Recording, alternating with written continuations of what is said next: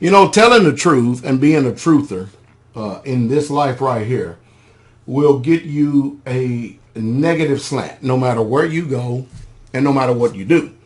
And I'll give you an example. You know, we talk about survival training. At times we talk about prepping. Of course, we're always talking about prepping because you can never prepare enough. And the sole purpose of prepping and the sole purpose of, you know, being away from the masses of people is order. It is, you know, the order is to preserve yourself, to protect yourself from any type of disaster or whatever may come. And most people, you know, they take it the wrong way. You know, I've never, ever in all my life ever been so much scrutinized as to when I start using this and start thinking and then start actually doing, after I've done my own independent study and research, what I know to be right. And that brings scrutiny. And it brings scrutiny from every single body, because when you walk out of step and out of touch with the world, they think there's something wrong with you. And so, you know, I was, let me get some glasses here. I remember a few years back now, I want y'all to listen to me. Myself and Sister Carol was in Canada visiting our brother and sister up there, Brother Steve and Sister Wenda. And this is one of the first times we've been up there. And, of course, they were renting a place on a lake. And they were having problems with their landlords that they didn't even know because they pay their bills. Apparently, the property that they had, it was up for sale, the landlord's property. And it's just all kind of crazy stuff going on. We were sitting out on the deck, myself, Brother Paul, Brother Will, and Brother Steve. So I think this time Sister Carol and Sister Wenda was in the house, and then Sister Carol came out, and I looked and I noticed that there was this OPP. Now that's the police up there in Canada. They kind of, you know, drove up to close to where we were, acting like that they was giving someone a ticket. You know what I mean? But they really truly wouldn't do it. You know, that's one thing I guess about being in the military. I can tell when I'm being watched. I can tell when someone is surveilling me and stuff, because I try to be aware of my surroundings. And I don't attribute all that just to the military. It's just being conscious, all right? But anyway, next thing you know, Brother Steve tells me that, Pastor, you know, it's just after we left, a week later, they got raided by the police department up there for no reason at all because they are suspected of being, different.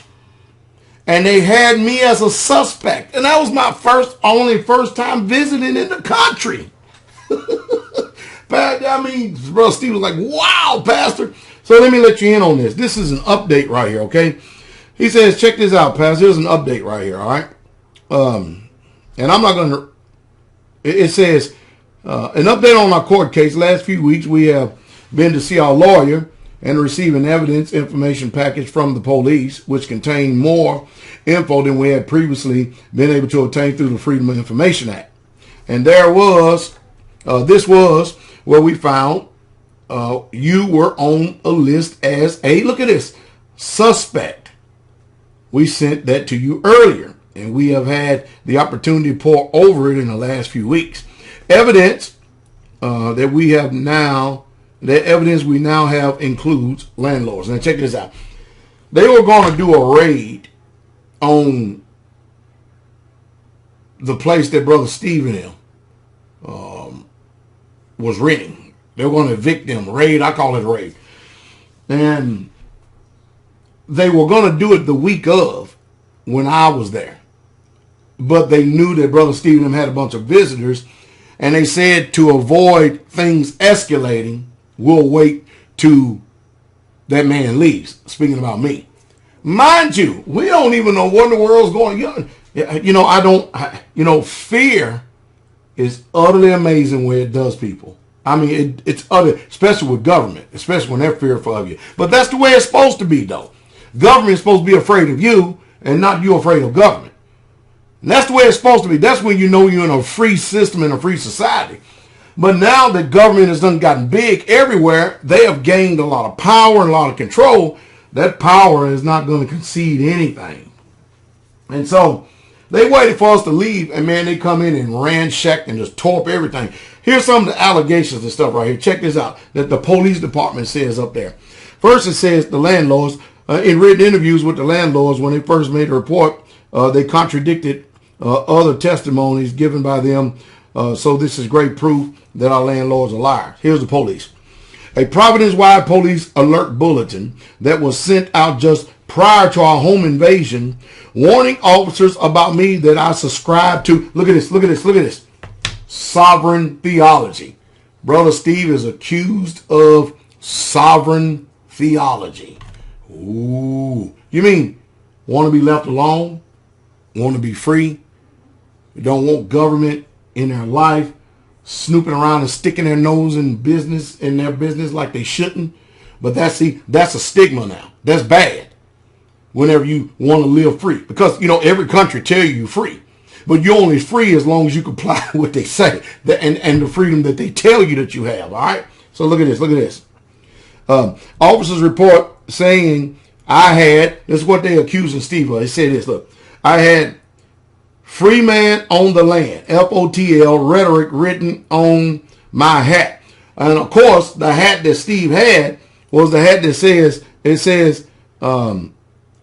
Yahweh, the YHWH hat. Hey, can y'all bring me one of those hats in here that says Yahweh on it, please? I'll show you the type of hat, something similar to what he had on. But the police wrote down in their report that it says free man on the land. Why is there something bad about having free man on the land? In other words, he had a hat, something like this on it, but they called it free man on the land. So it's a criminal to be a free man on the land in Canada and also in America, because when you're different, when you are different, and when you're not marching to the beating tune of the drum that the world walks in, boy, they start looking at you with a suspicious, chaotic eye. Ooh, I tell you, most of you will never know about this scrutiny because you never really truly follow too much truth to be scrutinized and know what it means to be looked at different. Also report saying that I had FOTL written on t-shirts. I and my friends wore to court once, which did not say FOTL anywhere on them. Now here, again, is where I come in. You ready? Are y'all ready for this? Y'all gonna really flip out on this. This whole video, all till we get to this point right here. This one is amazing. Are y'all ready for this? Look at this. All these are allegations that the police written in their report. And none of these are criminal offenses. None of them. But this is what they wrote in their report. But here it is. Look at this. Officers report saying, I am a possible associate. This is Brother Steve now. Brother Steve is a Canadian Indian. Okay? Listen. I am a possible associate of Moorish Divine National Movement. Ain't no white folks that are Moors. But they said he's a part of that movement. All right, look what it says. Which, according to Wikipedia, is a religious black Islamic movement and are descendants of the ancient Moabites. Whoa! Hey, watch this. Canada-wide police alert bulletin from 2011. Royal Canadian Mounted Police, RCMP, instructing officers to use deadly force if necessary on FOTLs, meaning free man on the land. If you even mention that you are a free man sovereign walking on the land, they have the right to use deadly force against you in order to eliminate their perceived threat. Brother Steve goes on to say, this shows that the cops are submitting lies in order to slot me into the FOTL category, and by stringing these documents together gives the go-ahead of a goofy trigger happy officer to use deadly force on me if he feels it, likes it. If he feels like it. Maybe this is why the Forensics Unit, Special Investigating Unit, SIU, attended the eviction with a video camera, as they suspected a death was possible. Wow. Although the reason the cops gave was simply documented the eviction with the video. And then, of course, Brother Steve, he has a link to the video that actually took place then. He had sent it to me some time ago. I'm not going to go ahead and send it all to you. But, hey, I just want you to see what really, truly happens. And what's going on up in Canada, it's already happening here in America. We all are being surveilled. If you keep the commandments, you're really being surveilled. If you believe that sound money is silver and gold, you're really being scrutinized. If you called yourself anything but a Christian, you got a black flag. Forget the red flag. You are flagged on you. If you call yourself a prepper or a survivalist, any of that, man, you are crazy. If you make videos about the economy collapsing, SHTF, it gets worse and worse and worse. If you carry guns, oh man, you are a terrorist. You're a terrorist and you're on the Gestapo German watch list here in America. That's how bad things are getting in this country. Things have literally gone from bad to worse. And that's already here in America. It's just that they haven't been bold enough to go ransack somebody's home without proof.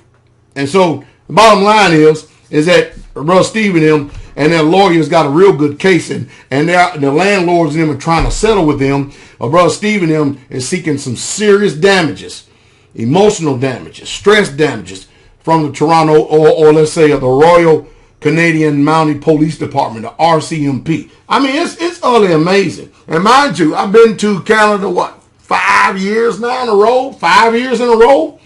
They don't give us any problems, but I'm sure on my passport somewhere that when they see me come through that gate, boy, I mean, they always look at everybody crazy. This is how to do it to get your ID now.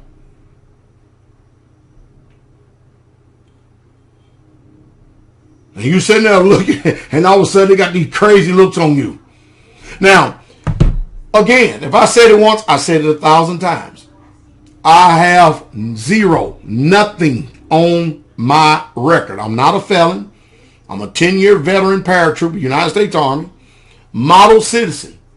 A few times I got a couple speeding tickets, but they're not on my record. That was years ago. Nothing, zero, squeaky clean.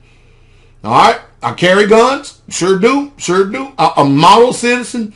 I even have what they call that, the TSA checkpoint. I can go go right on through. Don't have to sit there and wait in line, man. I had a security clearance in the military. Can't remember if it was secret or top secret, because I had to deal with a lot of anyway, I'm not going to go into that, but I had to deal with a lot of this stuff. But anyway, and it's just utterly remarkable. And my crime, just wanting to be left alone, just to preach the truth, to show people how extensive the lies that this world and religion has told you and kept you in the dark, to educate you on the political, the economic, and the social systems in this world, because you have professors that go to school that want to keep you in the dark. They want to keep you ignorant, keep you dumb. They want you to stay in their system control. But I want you to know the truth, because the truth is what sets free. That's my crime. That's my crime. Teaching you how to buy land on your own and build on your own so it's yours. To owe no man nothing. Preach against debt, and I don't know. I go on and on and on. That's my crime. And more than anything, my biggest crime is being a pastor that tells the truth regardless of public opinion.